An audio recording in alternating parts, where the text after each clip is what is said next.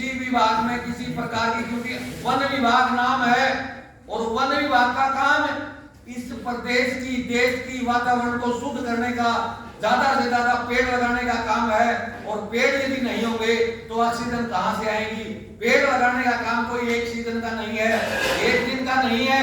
पेड़ लगाकर उनकी रक्षा की जाए, उनकी बढ़ोतरी की जाए, वातावरण को शुद्ध की जाए, उसके लिए ये काम कौन कर सकता है?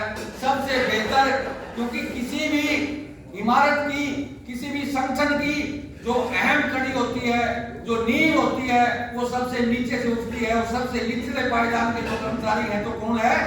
वो आप लोग। इस देश के अंदर जब वन विभाग को बढ़ावा नहीं दिया जा रहा, वन विभाग में सारे के सारे पद खाली पड़े, वर्षों से कच्चा वन मजदूर काम कर रहा है, किसी प्रकार की रेट नहीं है, किसी प्रकार के कच्चा कर्मचारी रिटायर होता है, उसकी रिटायरमेंट बेनिफिट देने की योजना नहीं है, पूर्ण रूप से ईपीएफ योजना नहीं है।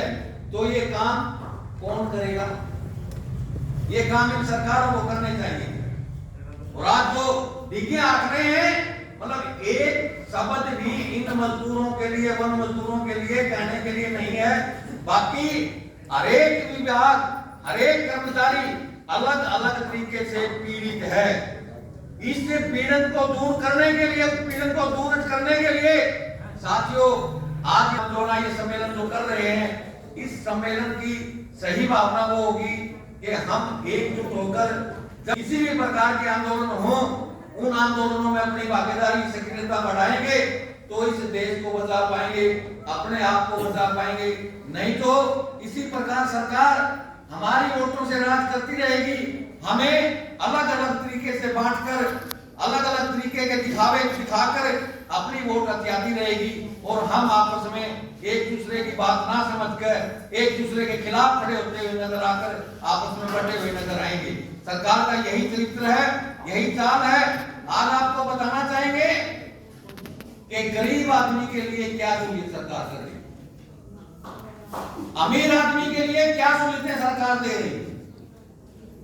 कितने अरबों करोड़ों रुपए के लोन सरकार माफ कर रही है, बट्टे खाते में डाले जा रहे हैं।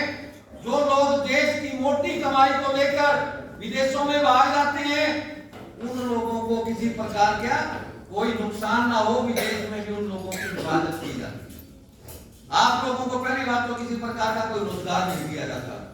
रोजगार दिया जाता है पार्ट टाइम का, कच्चा, बिना एक निश्चित वेतन मान के, बिना निश्चित वेतन के, किसी प्रकार की सुविधा नहीं। और उसके ऊपर भी ये कहा जाता है कि हम कर्मचारियों के वेतन पर 70% बजट समाप्त कर रहे हैं। ये चीजें आखिरकार कब तक चलेंगी? हर विभाग आज निजीकरण की शिकार पर तलवार चली हुई है निजीकरण की। हर विभाग खत्म करने की प्रयास सरकार कर रही है हर विभाग को।